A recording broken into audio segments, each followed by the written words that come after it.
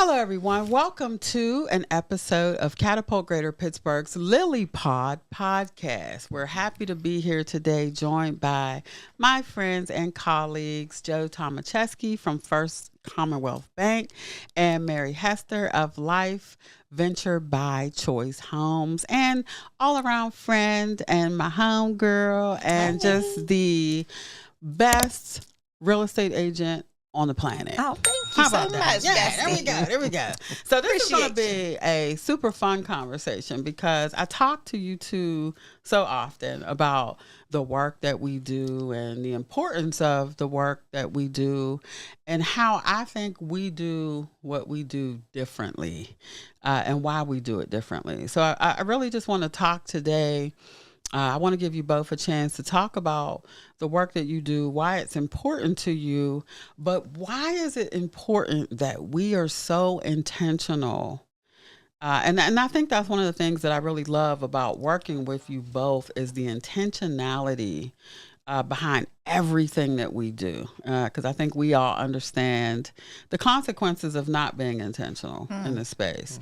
So, Joe, I'm going to start with you. First of all, welcome. Thank you so much for being here. Thank you so much. And, Joe, I'm just going to publicly take this time to thank you for being such an extraordinary partner to Catapult Greater Pittsburgh. Well, I appreciate that. You know, there's a lot of good work that everyone does, and it's important that we have a network of support to help our homeowners, especially through the home buying process from start to finish. And the more education they have, the more support they have, the more successful they will be in becoming homeowners. And let's just be real, because this is a table where we be real, right?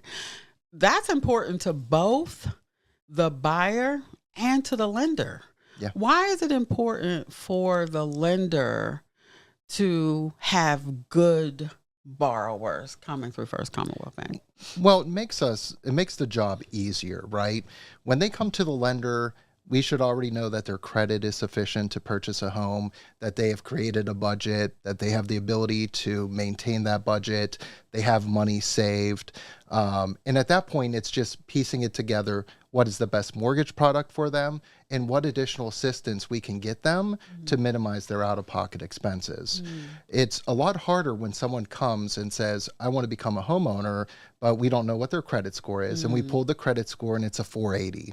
At that point, there's a lot of remedial work that needs to be done in order for them to be a successful homeowner. And a lot of times they become so discouraged, it takes them out of the market. I agree. And the likelihood that they'll become a homeowner is it's diminished. Lessened, right? Yes, it's diminished. Yeah, and that's an interesting point because I'm thinking about it. If somebody comes and just blindly applies for a mortgage, they don't have a clue what their credit is. Maybe they checked it on Credit Karma, and then they come to you and they sit down and they apply, and then you have to sit with them and say, I'm sorry, you're not ready. I'm sorry that can be extremely heartbreaking for someone, and I could see how people would experience that rejection and say, forget it, I knew this wasn't for me, I don't want to do this. And a lot of our borrowers, I should say, they come to us with the expectation that they're not going to get approved. Yes. Right? Yeah. They come to us saying, I've been turned down multiple times. They have the aspiration of becoming a homeowner. They know that it's what's best for them to build wealth, generational wealth. They just don't know how to get it accomplished. Yeah. So they're coming to us, Catapult, First Commonwealth, talking to Mary and her team, and they don't know where to begin. Yeah. And at that point, they're expecting the no. They're expecting the no. They're expecting the no. And, that's a trauma response, right? It's a trauma response, especially when you've experienced a lot of disappointment or a lot of rejection, that you're already walking into it like, I already know this isn't going to work. So that way, if I get turned down, I was preparing myself for it. Yeah, and what I'm noticing is that people prepare themselves for failure way more than they prepare themselves for success. And so what we want, the minute people start walking into our office or zooming in, whatever, we want to start setting up that mentality of a winner, the mentality of success. You're here, forget where you are right now. This is irrelevant where you are right now. We know that if you do your part, if you do your work, we can get you right here. So we know that we have to tear down that wall of disappointment and rejection that people have already started convincing themselves. You're going to tell me, no, I'm just here because whatever, I'm just here. And we've seen that so many times, and you see the shock when people are like, wait, what?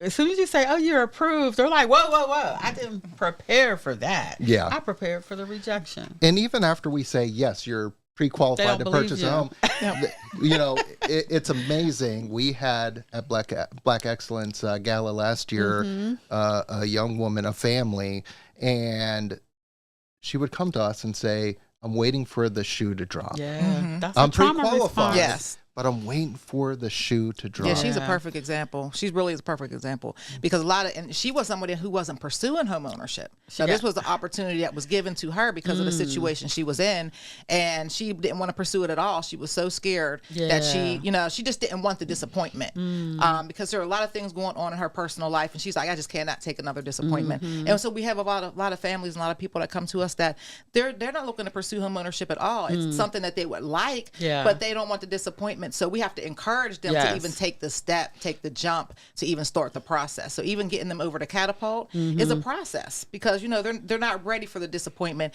and they can be in a situation where they're living in substandard housing, the rent's going up, all these different things that can be happening. And I can say, you just take a shot, take a shot because you can do it. Yeah. And so that encouragement is a big part of what we do every day. It's huge. And I think that is the secret sauce, right? I think that's why I love this partnership so much, because we get at least 3 opportunities to push people forward, right? We're going to push them forward in the counseling. You're going to push them forward as a real estate agent, and you're going to push them over the finish line as a loan officer. And it's that shared duty of encouragement that I think that gets so many of our folks across that finish line, because it's a layered approach. It's not just one entity saying you got to do this, and we're all integrated. It feels like a team. It's overlapping. I think if the lending industry would duplicate this model, right? If the lending industry could see how important being a member of the team in this work is, I think we get more folks closed. We would absolutely begin to close this black-white wealth gap, and this gap between the number of black families that own homes versus the number of white families that own homes. There is a definite connection to poverty trauma. There is a definite connection to the history of lending in this country. And we recorded an episode before this that talked about that racist history of lending that exists that folks don't necessarily want to talk about, because in their mind, all they hear is, you said we were racist. No, that's not what we said. We didn't say you were racist. We said that the system is racist, and it is, because it's been built on racism, and nothing that has been built on, no institutions that have been built on racism as of 2024 have been able to legitimately eradicate the racism that lives within those systems. None of them. Education, criminal justice, health, all of it. It was all rooted in racism when it began, right? It wasn't like, well, we just want, it was like, no, we're going to write this in here. Absolutely. Like, no, you cannot purchase a home if you are not white. No, we cannot loan you money if you're not white. That was it was in there. And so building on top of a racist foundation does not eliminate the racism. And until lenders, lending institutions in general start saying, no, we really got to dig deep and figure out how do we eradicate this thing at every level of the process, we're going to still have to have these conversations. So I appreciate, it's one of the things that I appreciate about you is you're not afraid to have the conversations. Absolutely. Right? Yep. And not only are you not afraid to have the conversations, but you are using your voice within First Commonwealth to sort of lead the charge in systems change. And the more of that we do, the more we're going to be able to eliminate this wealth gap. But Joe is one guy. Joe is one guy, everybody. Well. So we need everybody. We need everybody's hand. And first of all, acknowledging. And second of all, figuring out how do we completely eradicate racism from the lending process. Will it happen in our lifetime? I don't know. I don't know. But I think, what do you think? So I think you hit the nail on the head when you said intentionality. Mm-hmm. It's the recognition that there is an issue. Mm-hmm. We understand that whites own homes at a higher percentage, much higher percentage than Black, Brown, Latino, and Asian homeowners. So we have to take a look and do a deep dive as to what's going on. Right. And we created, so right now, most banks have a special purpose credit program, which allows them to start addressing the issues, especially with the Black and Brown home ownership gap. And we started a program in Columbus, Ohio, last year. This program's still technically going on, but it's winding down, where we originated 46 loans. And the only criteria is that they purchase in Franklin County and that the homeowner is Black, Brown, or Latino. And we opened up the credit box. So we said, we're going to lower our credit score from a 620 minimum FICO score to 600. We also raised the back-end debt-to-income ratio to 47%. So we said, we're going to open up the credit box. But you know what the amazing thing was? It wasn't the credit. It wasn't the credit. It never is. It's never the credit. No. And it's not the debt-to-income ratio. So a lot of families utilize the program because it has special interest rate. So the monthly payment would actually decrease. And we didn't have any requirement that they purchase in the majority minority census tract. Right. They could purchase anywhere. Yeah, and I think that's important because, absolutely. As lenders create these special purpose credit programs, they're looking to get CRA credit. That's right. So they have a regulatory obligation to lend to everyone that lives in the neighborhood. So at this point, we wanted to do it a little differently. We didn't want to put the constraints of where you have to move. You can move anywhere as long as you met the criteria. So we know that our program, as it is constructed today, is an effective tool to help homeowners. So what's unique about it? Well, we do manual underwriting. So our first-time home buyer. So our first-time home buyer program, we don't require automated underwriting system. So that allows us to get to know the buyer and create the narrative that goes to the underwriter. And a lot of times when they come to us from, say, Catapult, and work through the home buying process, we already know the story. So they could say, hey, Joe, in 2020, during the pandemic, my employer was off of work for 3 months and I missed my payments, but I can see that they have been current since.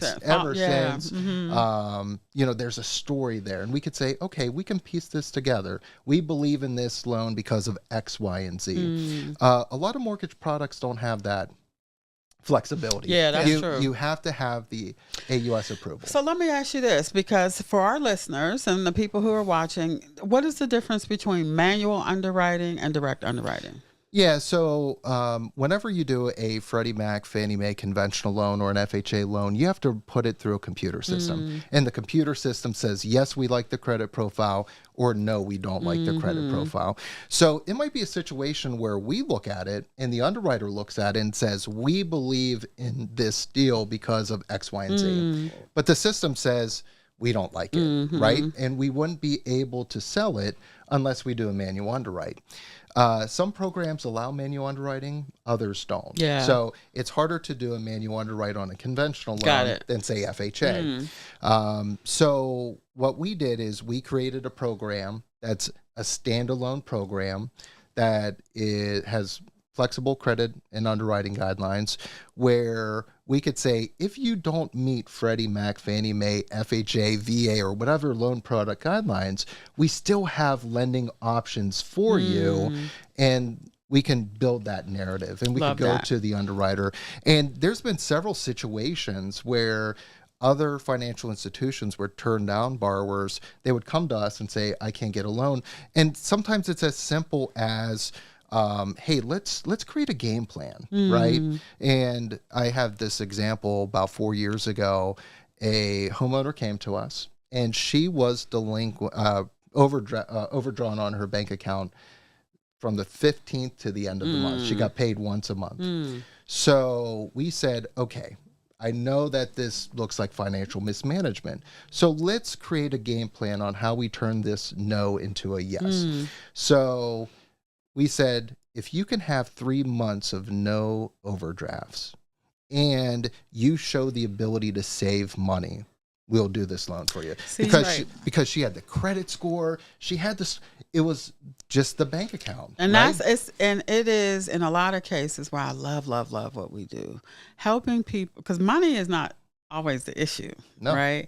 It is people's relationship with money that is the issue. I know this firsthand because I struggle with my relationship with money. I know why I struggle with it's a trauma response, right? It is a response to always being in survival mode.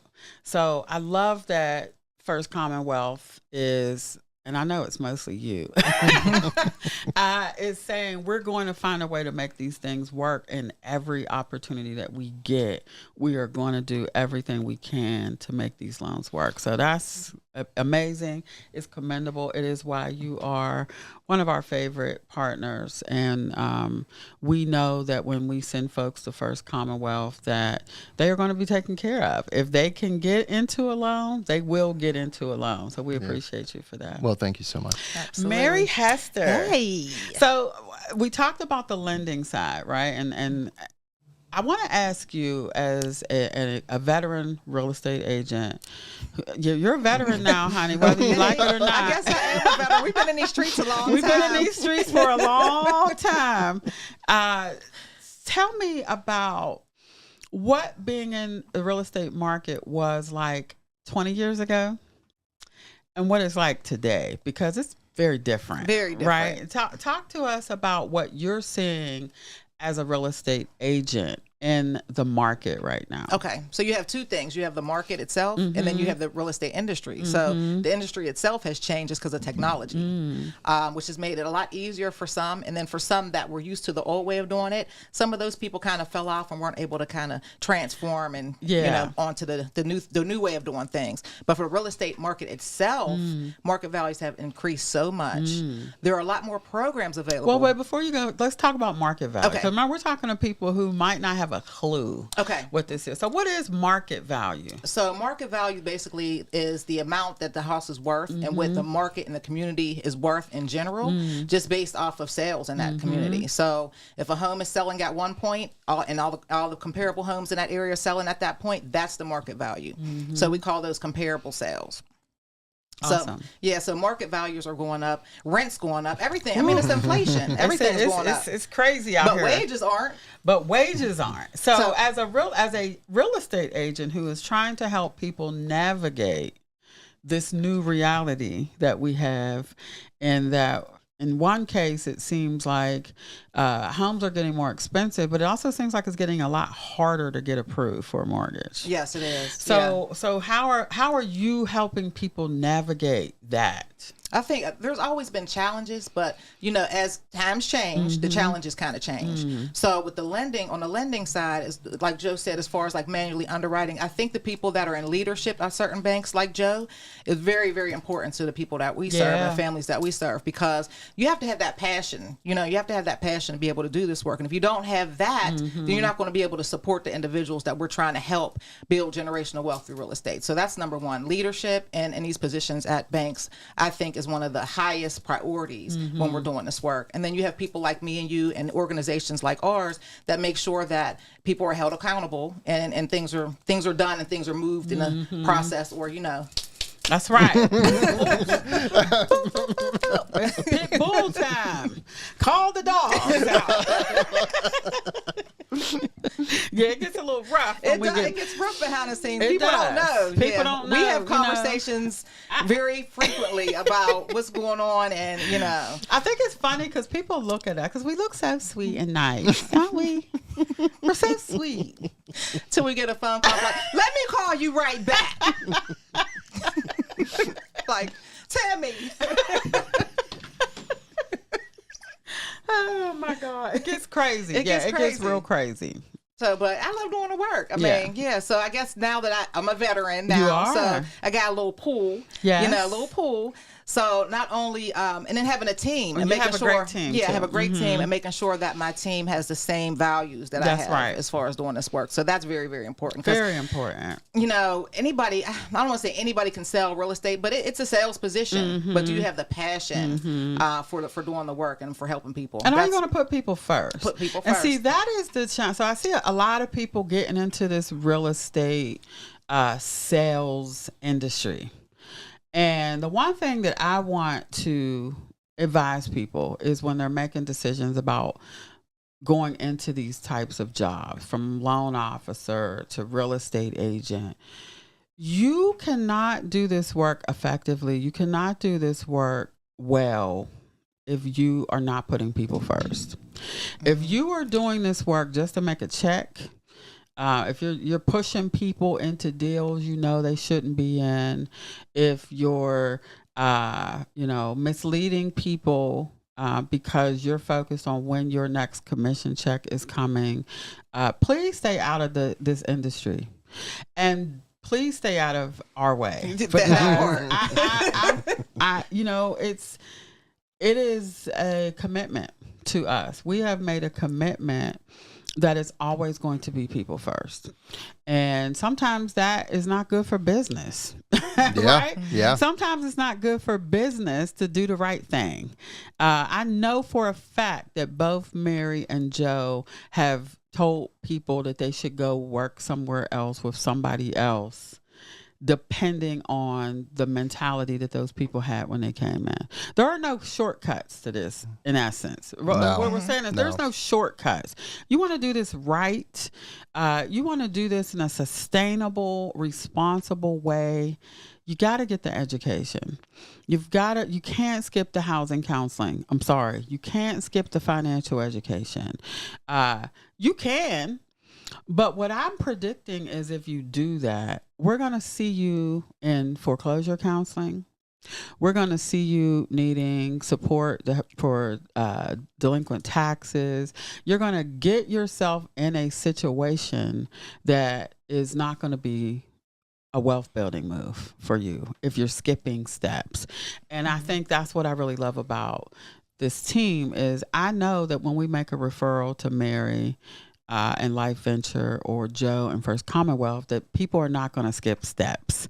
They're going to get what they need to not just get to the closing table, but to be long-standing, responsible, sustainable homeowners. And that is important for somebody who does community development.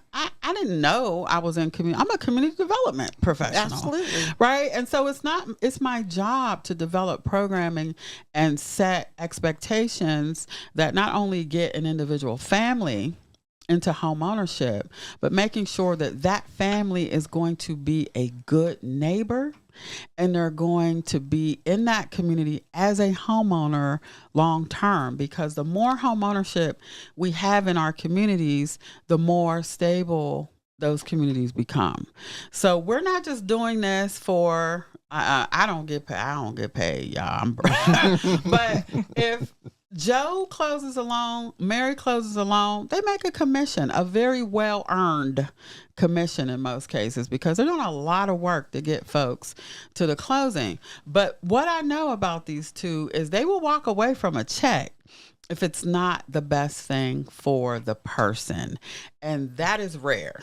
That is rare in this home ownership space, because if you think about what a closing transaction is, when people get that news that their closing date has been set and they show up to the closing table and they're signing their documents, every single person at that table is walking away with a check except the buyer.